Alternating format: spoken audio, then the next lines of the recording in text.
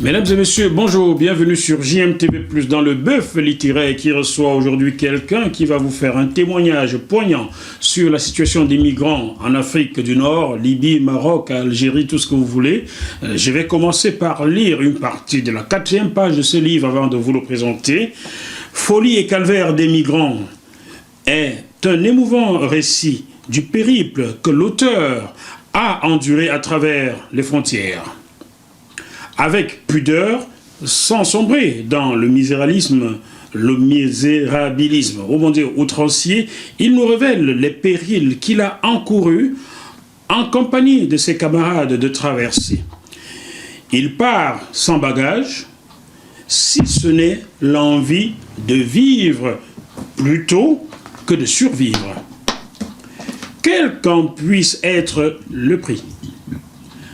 Le tribut de ces folies, espérances est lourd, puisque ce parcours migratoire à travers les villes et campagnes africaines, le désert sahérien et la mer Méditerranée s'avèrent être harassant, angoissant, violent et humiliant. Chers téléspectateurs, je vous prie de recevoir avec moi Bertie Lokamite, auteur de ce livre intitulé « Folie et calvaire des migrants ». Bonjour Bertie. Bonjour Jackie. Comment ça va? Je vais super bien. Super bien. Super bien. Oui. Alors, on va dire que tu nous as caché cette affaire. Hein? Je savais que tu ne peux pas une surprise, mais quoi, je ne savais pas. Alors moi, j'ai cru que tu allais gagner au loto, mais là, c'est plus que le loto, là. Ah oui, j'espère. En tout cas que ça ira bien plus loin que, voilà, que ce que je pense, en tout cas.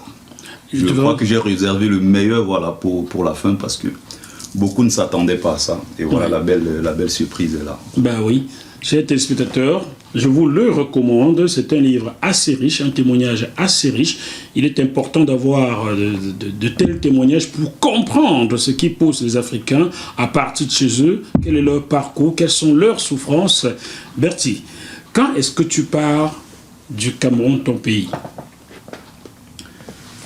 Je pars du Cameroun le 20 octobre 2011. 2011. Ouais, c'est une date qui coïncide aussi avec une date qui rappelle ici la mort de Muammar Kadhafi. Donc j'apprends la mort de Muammar Kadhafi étant dans le train en direction de Ngaoundéré. Donc j'étais parti de la gare voyageur de, je crois, c'est Elik Sono. Elik Sono à Yaoundé, oui. Voilà, 18h10 pour Ngaoundéré. Je suis arrivé le lendemain, c'était autour de 13h. Voilà, c'est la nuit. Voilà, j'apprends comme ça, Muammar Kadhafi, il est décédé et tout. Donc ça, c'est le jour de mon départ même du Cameroun. Fin octobre 2011. Oui, je me souviens, j'étais dans le train avec certains joueurs de Coton Sport qui étaient en train de remonter et tout. On a bavardé un peu et tout, voilà. Ça m'a permis de déstresser un peu parce que parti de son pays, laisser sa mère, son père, ses petits frères, ses amis, le football, le bon bongo et tout, les potes, tout ce qui va avec, laisser tout ça derrière pour se jeter dans le vide, c'est tout sauf une blague en fait. Parce qu'on s'est dit, on a non seulement tout laissé derrière, mais on est en train de partir vers une direction inconnue. On se jette pratiquement dans le vide. Et ce petit moment-là avec, voilà, des jeunes qui vendaient dans le train à Makatoumatoumi, des choses comme ça. Ça me revient à chaque fois en tout cas. Alors tu pars de ton pays, du Cameroun. Ton premier pays de chute fut lequel? Le Nigeria. Le Nigeria. Ouais. Dis donc, ce vaste pays surpeuplé. Surpeuplé, un pays qui fait, on va dire, autour de 200 millions d'habitants. Je passe par une ville qui s'appelle Kano. J'arrive à Kano à 2h du matin. Dans le nord du Nigeria. Oui, j'arrive à 2h du matin, étant passé déjà par Dimeta, j'étais passé par là pour monter à Kano, Yola et tout ça. Et j'arrive, c'est quelque chose qui me frappe. Parce qu'au Nigeria, il y avait des problèmes d'électricité et tout, comme vous connaissez. J'arrive dans une ville comme Kano, qui fait pratiquement la moitié de la population du Cameroun, plus de 15 millions d'habitants. C'est l'une des plus grandes villes du Nigeria. Et je débarque, il est quoi, 2h du matin. Il n'y a pas d'électricité, il n'y a pas de lumière. Il y a quelques groupes électrogènes et tout. J'étais jeune, j'avais à quoi, 23, 24 ans à peine. J'étais choqué, je dis mais c'est quoi cette histoire? Je n'arrivais pas à dormir, je n'arrivais pas à avoir sommeil. J'ai passé une nuit blanche pour la première fois étant à l'étranger, sur des petits, voilà, des bouts de papier comme ça. Un monsieur avait jeté au sol, il a dit payer je ne sais plus combien de naira. Comme j'arrivais pas trop à faire la différence entre franc CFA du coup et naira, ça a été un peu compliqué, mais bon, je crois qu'il avait pris un peu plus. Mais il nous a dit voilà, dormez là et le matin vous allez partir parce qu'il y a un chauffeur qui viendra vous chercher. Et c'est à partir de là aussi que le réseau des passeurs avait commencé par nous récupérer. Au Nigeria, voilà, à Kano. Dans toute part de Kano, on dort de là. Et le lendemain, on prend Kano directement pour Zender. Zender. Ici, c'est au Niger. Au Niger, donc après au Nigeria, c'est le Niger, pays voisin. Voilà, pays voisin. C'est la route que prennent la majorité des migrants. Hein? La majorité des migrants. Oui, Jackie, quand je te parle, j'ai des larmes aux yeux au moment où je parle. Il faut pas. Tu as fait un bon travail. J'ai des larmes aux yeux quand je parle de ces sujets. C'est pas pour rien que la dernière fois, dans mon témoignage, j'ai sorti certaines choses, mais j'ai pas tout sorti en fait. De toute façon, on ne peut pas arriver à tout sortir ces émotions. Mais je pense qu'avec le temps, mon but c'est de témoigner pour que les dirigeants africains, pas seulement camerounais, prennent en main ce problème sérieux de notre jeunesse qui meurt dans la mer. On va poursuivre ton parcours. Pour finir, s'il te plaît, Jackie, pour finir, comme tu me disais, je t'ai passé par là et tout, je tiens à rappeler ici que ce désastre-là, particulièrement dans notre pays, le Cameroun, ça se voit où? Dans les frontières. Notamment à partir de Dimeta, plus dans le nord, ceux qui passent aussi par Ikom, dans le sud-ouest et tout, pour aller en aventure. Je me rappelle de ce passage en Gaoundéré, dans un petit hôtel, un petit motel, le hôtel Salam. Le nombre de Camerounais que j'ai vus là-bas qui étaient en train de partir du pays. Quand je suis parti de chez moi, je me disais, bon, je suis peut-être l'un des rares aventuriers, mais j'arrive dans le nord, j'arrive en Gaoundéré, j'étais choqué. 20 ans, 15 ans, j'ai connu un petit garçon de 15 ans à Tamaracet, de Massangam. Il sortait de Massangam. C'est dans le Noun, je crois. Oui, Massangam, voilà. C'est dans le Noun. Tout petit, des enfants de 15 ans, des enfants de 18 ans et tout. Moi-même, tout jeune, j'ai énormément de gens que j'ai rencontrés sur la route. Des enfants, le pays est en train de se vider de sa jeunesse. Et ça, c'est terrible. C'est terrible. Après le Niger, donc, le pays qui a suivi était lequel là? Après le Niger, voilà, je vais progressivement dans le nord, par Agadez. Agadez, je passe, voilà, Agadez c'est la grande ville où il y a l'entreprise Areva, la multinationale, voilà. Ah, qui extrait l'uranium. Qui extrait l'uranium. Dans un pays où on n'a pas d'électricité partout. Il n'y a pas d'électricité, il n'y a pas d'eau, il n'y a pas de route. C'est bien compris. Areva est tout installé dans cette grande ville. Et je passe directement d'Agadez pour Arlit. Arlit en allant vers Assamaka. C'est toujours dans le Niger. Hein? Oui, on est déjà pratiquement dans les dernières villes avant de traverser tout le désert pour arriver au sud de l'Algérie qui est Tamaracet. Après, ça dépend des passeurs. Il y a d'autres qui viennent du côté de Aïngezam, il y a d'autres qui viennent de Tamaracet. Voilà. Et là, je suis arrivé à Tamaracet. Tamaracet, ça c'est le sud de l'Algérie. Le sud de l'Algérie, très bien. Et là, tu poursuis où? J'ai cru lire que tu as poursuivi au Maroc. Pourquoi, oui. Pourquoi au Maroc plutôt qu'en Algérie ou en Libye comme beaucoup d'autres? Il faut rappeler que la Libye, c'est un peu récent. C'est-à-dire que quand Muammar Kadhafi décède en 2011... Il est assassiné, il faut appeler le chien comme ça s'appelle, hein? Il a été assassiné. Il a été assassiné, voilà. C'est pas le décès de nom, voilà. Il a été assassiné. Il a été assassiné, voilà. Donc, en ce moment-là, il y avait des gens quand même, parce que quand j'arrive au Niger, dans la ville d'Agadez, il y a des gens qui vont par la Libye. Je me rappelle même que j'avais connu un Nigérian, Michael, qui me disait « Where do you go do for Morocco? Come we go this side, you go na Libya, Libya good. » Il me sortait des trucs comme ça pour dire que voilà, la Libye c'est bien là-bas, de là-bas on ira facilement en Italie. J'ai dit non, mon trajet c'était d'abord le Maroc. Donc je préfère aller progressivement en Algérie. En plus en Algérie j'avais un grand frère du quartier qui y vivait depuis je crois 2009, voilà. Donc le côté de la Libye c'était beaucoup plus risqué, non seulement mais il n'y avait pas beaucoup de gens qui passaient par là en cette période-là, parce que Muammar Kadhafi, plus ou moins, contrôlait encore, au moment de son assassinat, ces éléments contrôlaient encore le territoire. Voilà, donc du coup, c'était pas évident de ce côté. Ça a explosé à partir de 2013-2014, où il n'y avait plus aucun contrôle après l'assassinat de Muammar Kadhafi, voilà. Donc beaucoup ont pris le chemin là, mais avant, beaucoup plus les gens... C'était plus le Maroc. C'était plus le Maroc. Et au Maroc maintenant, j'ai des témoignages des jeunes gens qui vivent au Maroc, qui m'expliquent leur vie là-bas. Et on parle des battus. Les battus, c'est quoi au Maroc? Tu as connu cela? Les battus, dans quel sens? Parce qu'en fait, il y a des choses qu'on essaie de traduire en français, et ça n'a pas forcément un sens pour nous les aventuriers. Parce qu'il y a un vocabulaire qui est lié à l'aventure. En fait, si tu n'es pas aventurier, tu comprendras pas ce que ça veut dire. Alors, tu arrives au Maroc, tu atterris donc dans quelle ville? J'arrive au Maroc, la première ville, c'est Oujda. Oujda, oui. Ouais, c'est très très compliqué parce que je pars de la dernière ville algérienne qui est Magni, c'est-à-dire au nord-ouest du Maroc, de l'Algérie, pardon, pour entrer au Maroc. Et là-bas, bon, il y a plus ou moins un ghetto camerounais avec un président de la République, c'est organisé comme ça, avec une première dame. J'espère que lui au moins est élu. Et normalement. Généralement, bon, ils sont parfois cooptés. Avant, ils étaient élus. Avant, ils étaient élus. Bah oui, et désormais, ça a régressé. Tout ça, on peut le trouver dans ce livre. Tout ça, vous pouvez le trouver dans le livre. Je raconte tout dans le livre. En fait. Donc, la région a été contaminée, quoi. Exactement. Par la Camerounite. Voilà. Donc, je suis arrivé à Oujda. Et à partir de Oujda, j'étais arrivé quand même assez épuisé. Je suis arrivé à Oujda, je me rappelle encore comme si c'était hier. Je suis arrivé à Oujda à 18h. Et pourtant, j'avais commencé à marcher depuis 2h du matin. Ah, tout ça, c'était par pied, à pied, ça se traverse à dans pied. le désert. Et là, c'est un chemin de fer, en fait, puisque d'accord. entre l'Algérie et le Maroc, il y a des problèmes de frontières et tout. Oui. Là-bas, il y a beaucoup de morts, c'est une zone de trafic, il y a pas mal de gens qui décèdent là-bas.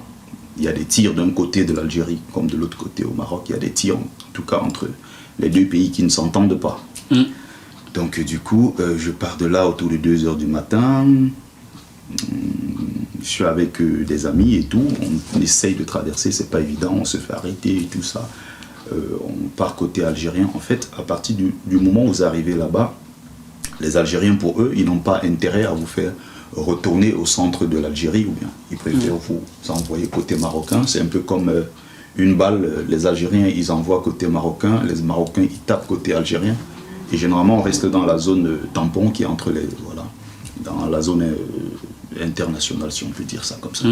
Donc du coup, j'arrive à Oujda. Oujda, je suis épuisé, voilà. Et je continue progressivement. Oujda, ici, c'est le centre, en fait, qui accueille tous les migrants qui passent par l'Algérie. C'est une ville, on va dire, c'est un passage obligatoire. Tous ceux qui vont tenter la traversée du côté de Nador, sur les barrières du côté de Nador, pour entrer dans la petite ville espagnole, voilà, l'enclave espagnole de Melilla.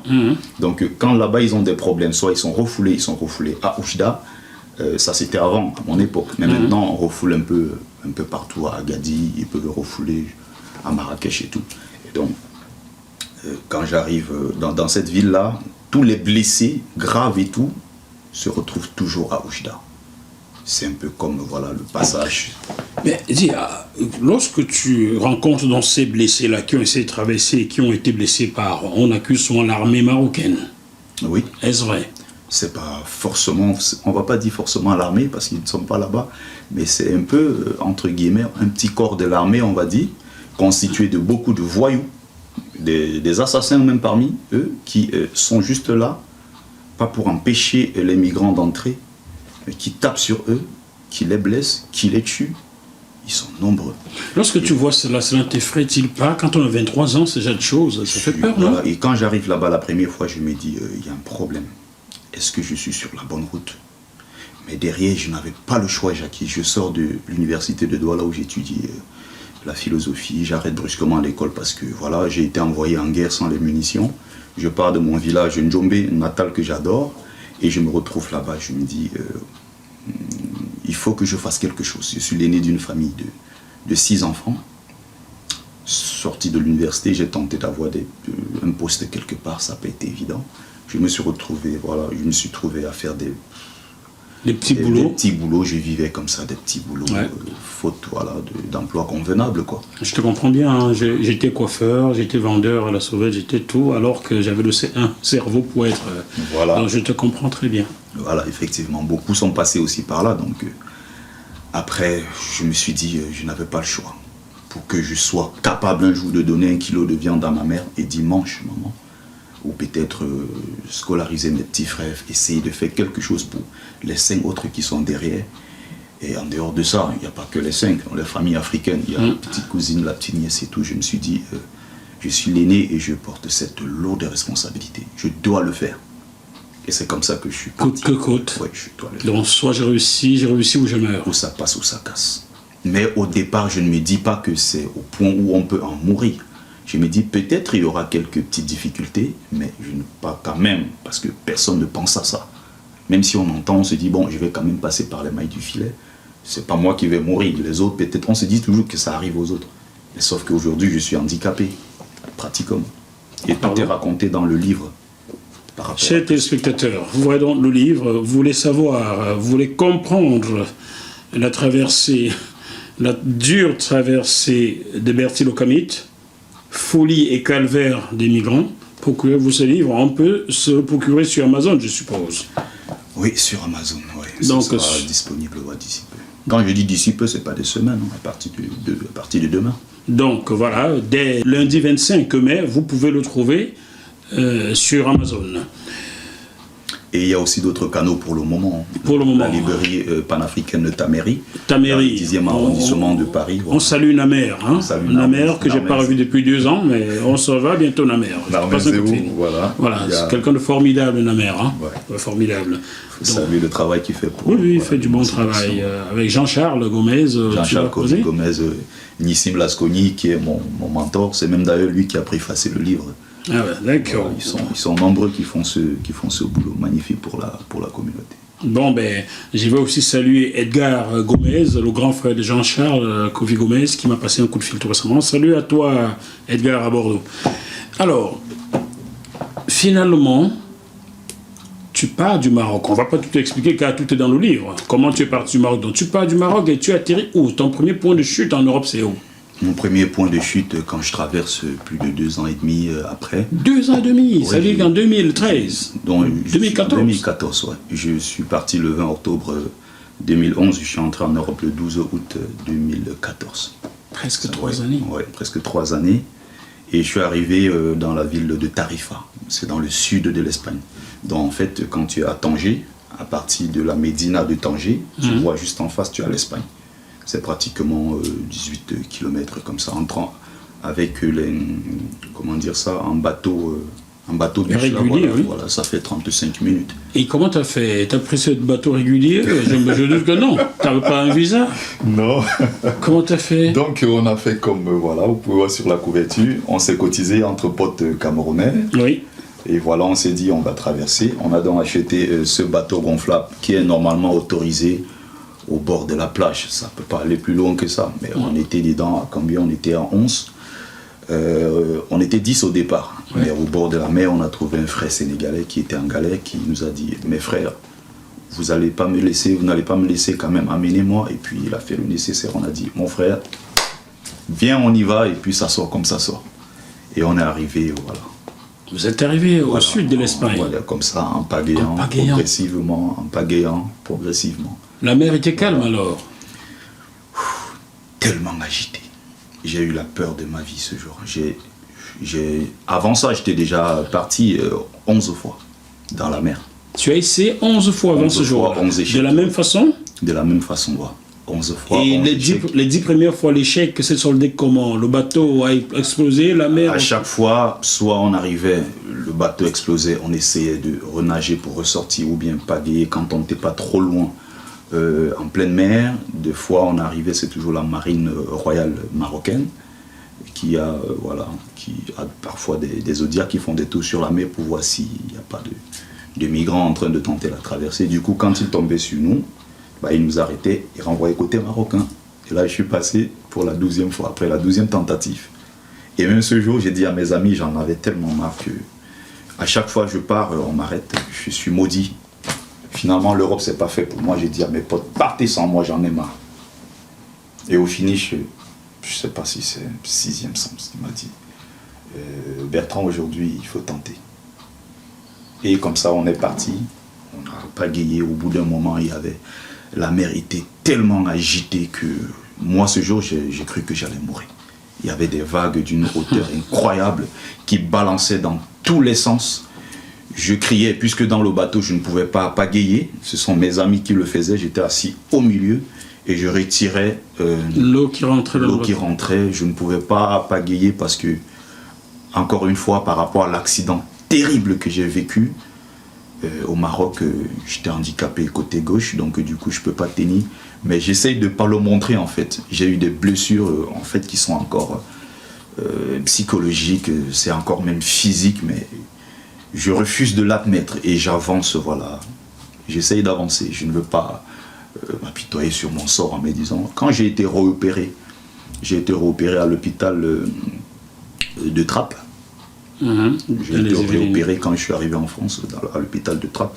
Le médecin, il m'a dit, c'était un jeune chirurgien qui m'a dit, monsieur, vous pouvez avoir droit à un pourcentage d'handicap en France par rapport à votre situation. J'ai dit non, je suis venu en France travailler et je vais travailler. Je n'ai pas besoin de ce statut, moi je vais travailler. Je suis venu en France travailler pour m'occuper de ma famille en Afrique, pour faire quelque chose pour moi-même. Folie et calvaire des migrants. Un livre de Bertie Locamit, livre témoignage que nous vous recommandons. Bertie, allons sur le plan politique ou socio-politique.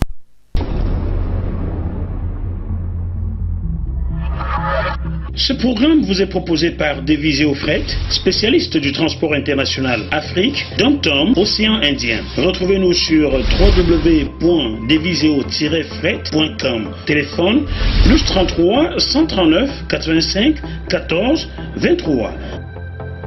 Pourquoi des jeunes Africains décident comme ça de partir en masse de leur pays? Je pense que c'est dû à la situation qui prévaut dans tous ces pays-là. Et on a longtemps dit que avec la démocratie et tout ce qui va avec ce qu'on a longtemps chanté, c'est clair que la démocratie, ça a ses points positifs. Mais il y a quelque chose de curieux qu'il faut remarquer. La plupart des migrants sortent des pays, à l'exception du Soudan, du Somalie et l'Éthiopie. Je crois d'ailleurs que même en termes de démocratie, l'Éthiopie est un exemple en Afrique. Très en avance aujourd'hui. Et je me rends compte que dans ces pays, ce sont des pays en fait qui sont déclarés États démocratiques et tout.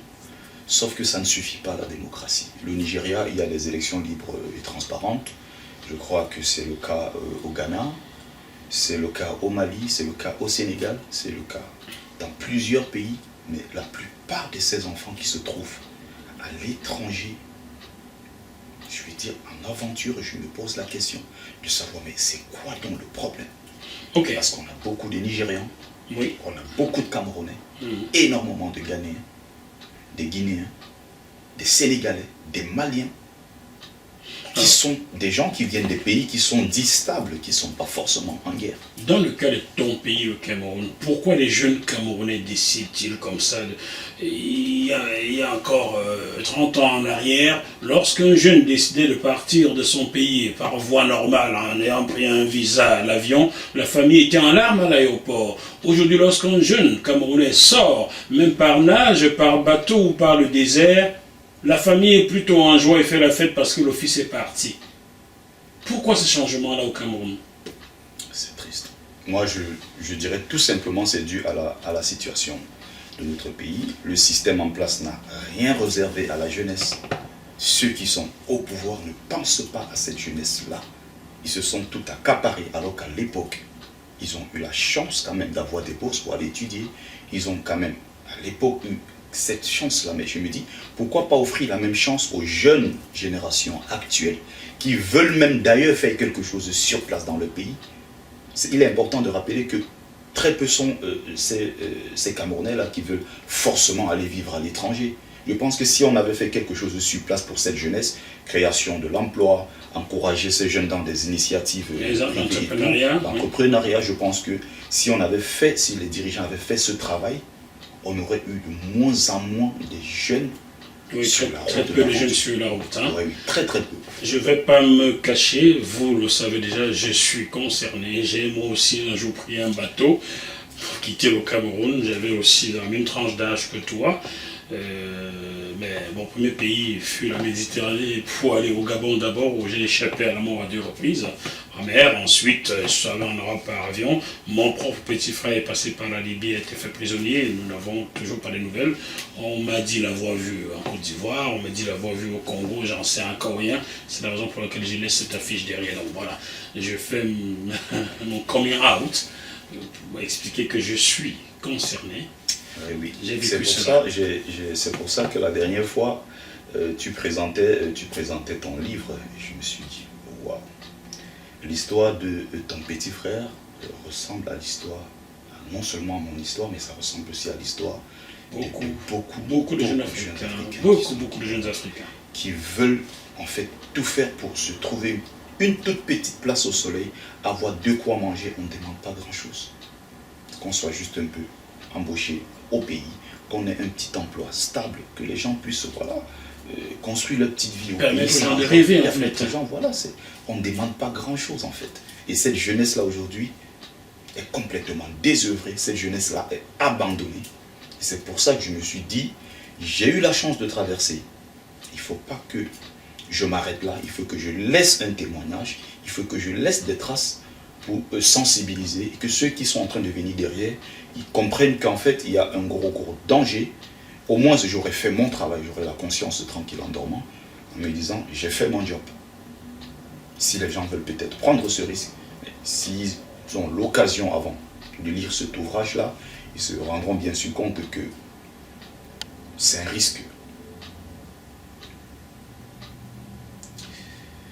il faut bien étudier avant de prendre ce genre de risque. Parce que ce que moi j'ai vécu personnellement, il y a beaucoup qui ont eu la chance de passer en 2 mois, en 3 mois, qui se retrouvent en Europe sans la moindre trace et qui ne connaissent pas parfois grand chose de l'aventure, sauf que bon, ils ont marché et tout, ils sont arrivés. Mais il y a des gens, ça a pris 4 ans. J'ai des amis qui sont là-bas depuis 2011, qui tentent encore la traversée. Ils sont allés en mer, je ne sais pas combien de fois. Ils n'ont jamais eu la chance de traverser. D'autres sont morts, d'autres ont des pieds coupés. J'ai des amis qu'on appelait chef Bameka. Il est en Allemagne aujourd'hui, il est entré avec une jambe à moins. Il y a un autre qui est encore là-bas, Rasta, qui a un œil aujourd'hui. J'en ai connu comme ça plein qui sont rentrés au Cameroun, qui sont décédés. D'autres qui sont entrés en Europe, même après ils sont devenus fous. Il y a des choses parfois, quand j'y pense, je me dis, mais c'est quoi cette histoire? Il faut que les dirigeants prennent ce problème au sérieux. Alors, toi tu parles de dirigeants, moi j'ai longtemps parlé comme toi des dirigeants africains. Et à un moment, je me suis dit, dans une interview que j'ai accordée à Guillaume Nodin sur RFI, il y a 1 an et demi ou 1 an, je ne sais plus trop. Vu ce reportage. Je lui avais dit à Guillaume Nodin que l'Europe a les moyens de stopper la migration des jeunes Africains en Europe. Est-ce que tu ne penses pas que l'Europe pourrait mettre fin à tout ce qui se passe en Afrique en termes d'immigration illégale? La réponse c'est oui, bien évidemment. L'Europe peut faire quelque chose.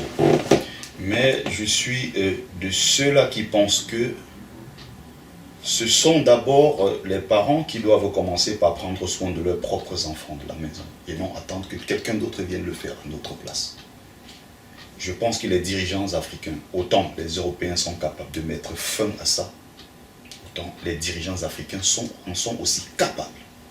Il y a tout pour que les enfants puissent être heureux sur leur continent. Bertil Okamit, peut-on, lorsqu'on n'est pas régulièrement élu ou normalement élu, penser au peuple?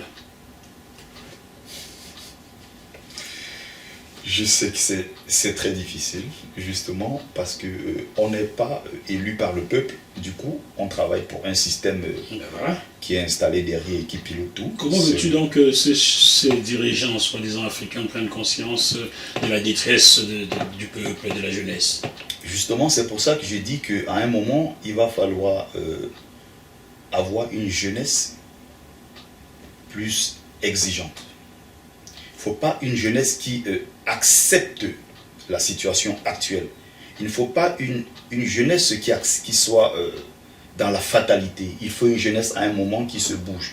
Heureusement, ça commence. On voit, il y a pas mal de mouvements, un peu partout en Afrique. Il y a le ballet citoyen, Baba Mal, il y a pas mal de mouvements comme ça, voilà, qui sont en train de naître un peu partout. On a cette jeunesse qui prend davantage conscience. Il va falloir qu'on soit davantage exigeant envers nos dirigeants pour qu'ils comprennent que derrière nous sommes en train de pousser, pas dans une logique de confrontation avec les dirigeants, ou bien on n'est pas dans les coups de poing avec nos dirigeants qui ont parfois 60, 70 ans, ou bien voire 80.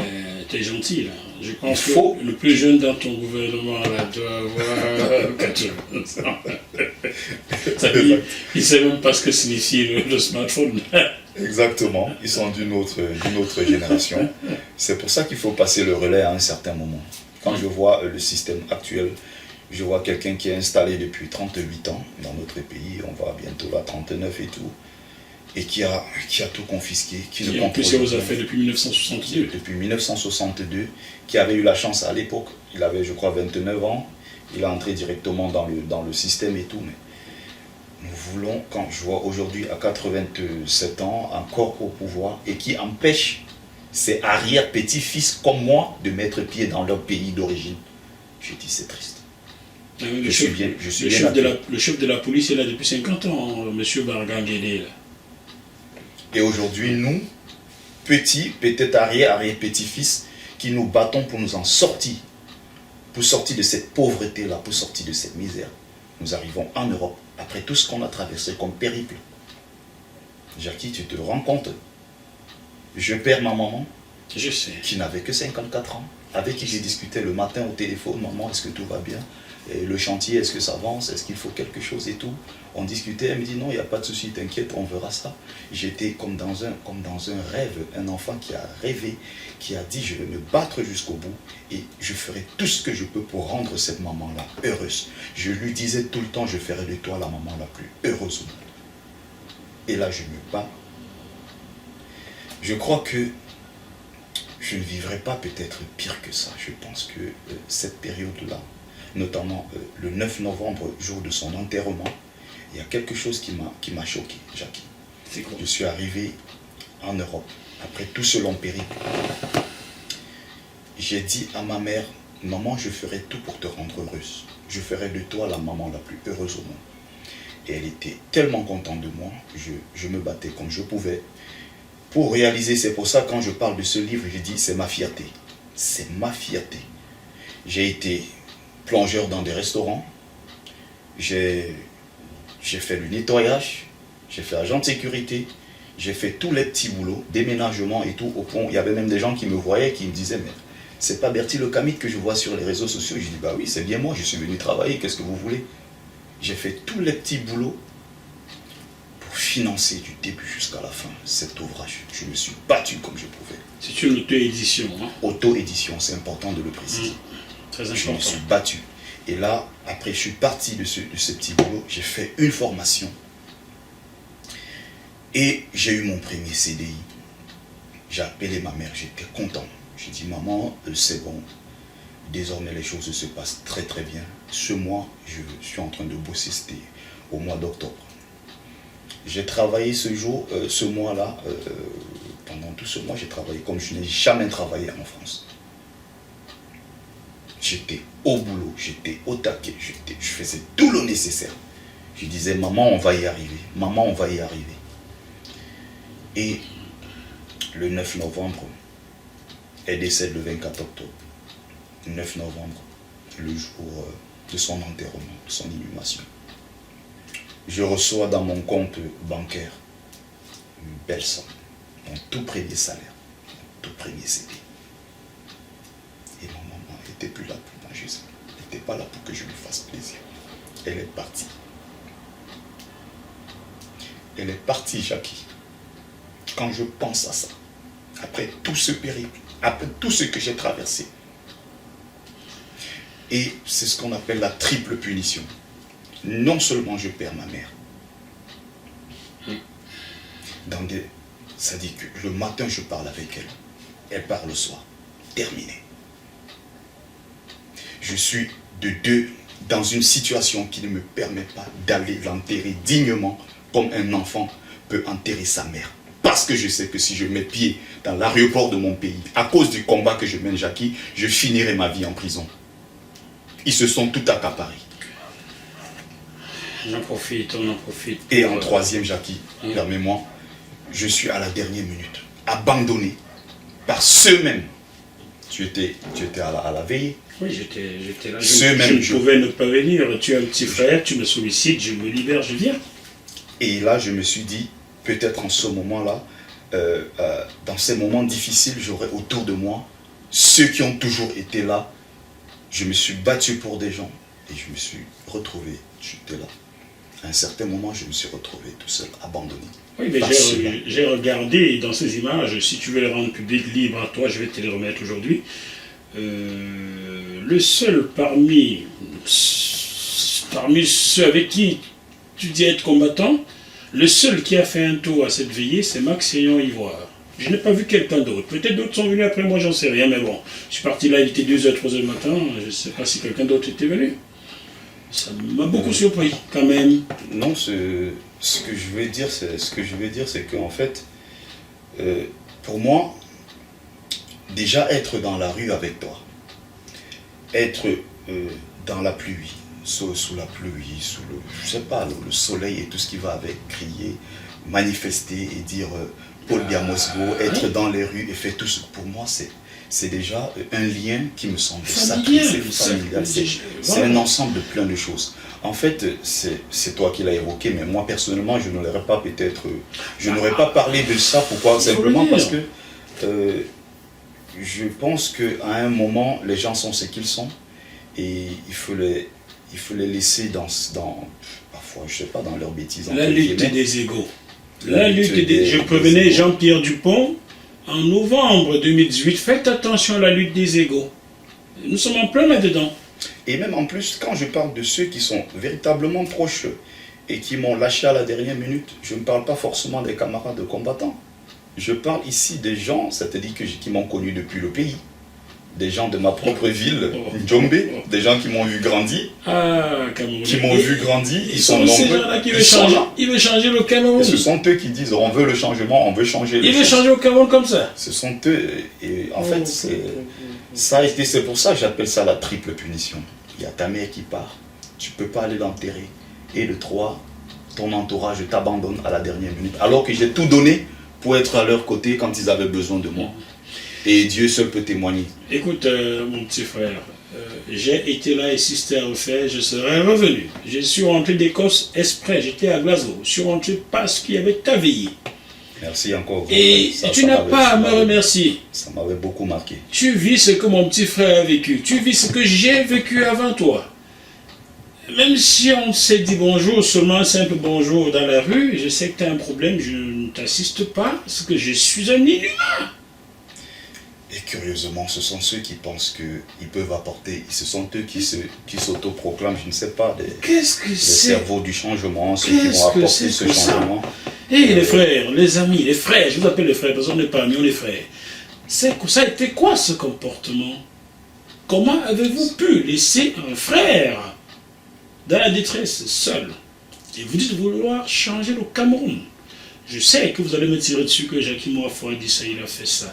Mais chacun d'entre vous est mon frère, et le jour où vous aurez le moindre problème, si je suis informé, où que je sois, je vais être là. Parce que vous êtes des frères. C'est quoi cette lutte d'ego là? C'est quoi? Alors tu peux encore remarquer que pour la sortie du livre, la plupart des camarades combattants avec qui je suis dans les rues depuis plus d'1 an aujourd'hui sont tous des gens qui sont passés par le Maroc, la Libye et tout. Ce sont des beaux ailleurs comme on dit. Ils sont tous arrivés en Europe en traversant ce périple. Et aujourd'hui, je pense que c'est une belle initiative qui devrait être saluée et mise en avant par tout le monde. Par tout le monde. C'est une belle initiative qui devrait être saluée. Ok, c'est pas grave. Mais là, ne tirons plus sur des gens. Est-ce que tu l'as présenté à Martial Bissok? Ça viendra. Il faut. Ça viendra. Lui pense comme moi. Tu l'as vu sur ce plateau, il vantait son livre, il vantait le mien, il vantait. Il faut que tu présentes ce livre personnellement à Martial Bissok. C'est sorti il y a même pas une semaine. Quelques jours, donc c'est ton premier plateau ça, pour moi. moi. C'est mon premier plateau, voilà. Oui, il fallait que ce soit le premier plateau ici. Exactement. Et ce sera toujours comme ça. Je ne comprends pas les gens qui veulent changer le Cameroun et sont incapables de tendre la main à un frère qui est en détresse. Même si vous êtes engueulé, il est en détresse, mon Dieu. Et changer le Cameroun commence par des petits actes comme ça. C'est en fait, pourtant sur la toile, j'ai bien clashé Fleur de Lille. Ouais. Fleur de Lille, si tu vas sur sa page, tu vois, elle parle de mon livre. Hein. Fleur de Lille que j'ai bien sûr clashé amicalement. Tu demanderas à Fleur de Lille, tu diras à Fleur de Lille que je souhaite lui parler. Rien que pour ça, je vais lui parler. Depuis, je ne lui parle pas. Pourtant, on s'est vu une seule fois de la vie. Hein. On n'est pas amis, mais on se rencontre une fois. Je ne l'ai même jamais vu. Ben oui, Fleur de Lille, tu as bien fait de mettre au livre ton frère en exergue. Tu as bien fait. Dis donc. Et si on va sur d'autres pages, tu verras qu'il y a pas mal de gens qui... Mais ceux même qui sont passés sur les plateaux, qui sont allés partout dire « Oui, je suis migrant, j'ai vécu ici, j'ai enterré des gens au désert, j'ai fait ci. » Et pour un livre comme celui-là, silence radio, ça montre jusqu'à quel point on est dans une guerre d'ego, une égoïsme. Qu'est-ce que c'est que cette guerre d'ego? Alors que quand il y a des belles initiatives, comme par exemple l'interpellation de Macron, on était les premiers à partager, on était les premiers à dire que voilà ce qu'on doit faire pour faire peut-être bouger un peu les lignes. Même si à ce niveau, il y a quand même quelques petits trucs à dire. Je comprends très bien. On va rester mesuré, on ne va pas s'attaquer aux personnes, on parle de manière générale.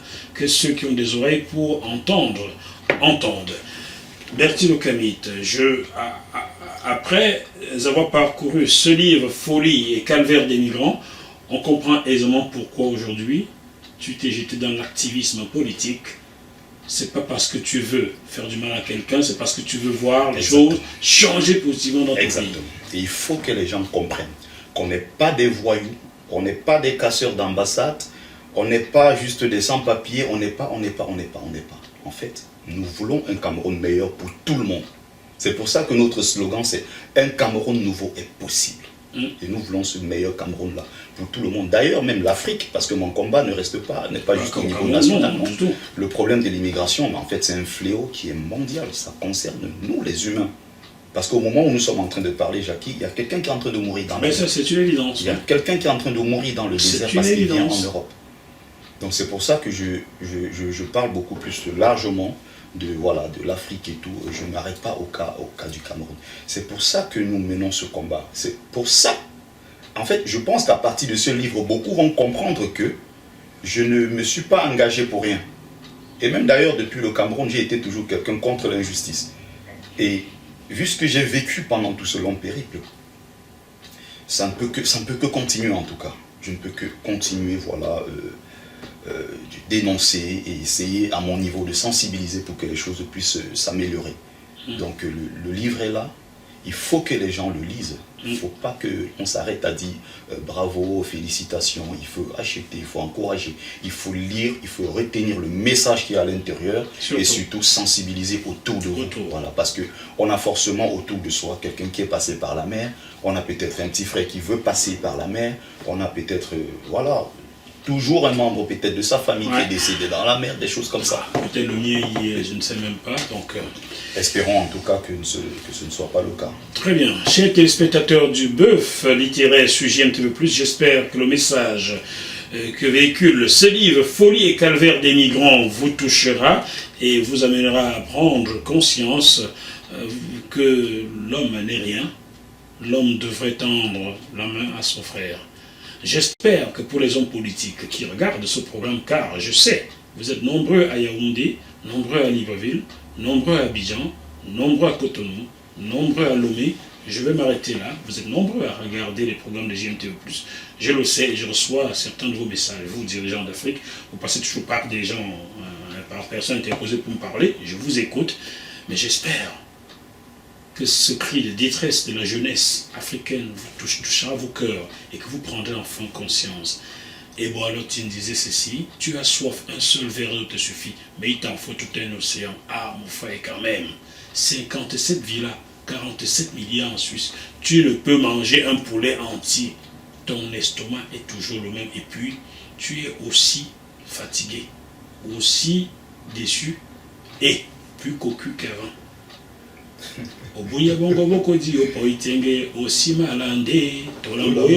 Le jour où tu t'en vas, tu apportes quoi? Réveillons-nous. Merci beaucoup. Et à très bientôt. Merci Bertie. C'est moi qui te remercie. Félicitations pour ce travail. Merci Jackie. C'est moi qui te remercie. Merci à GMTV+. Continuez de donner la parole à ceux à qui on la refuse.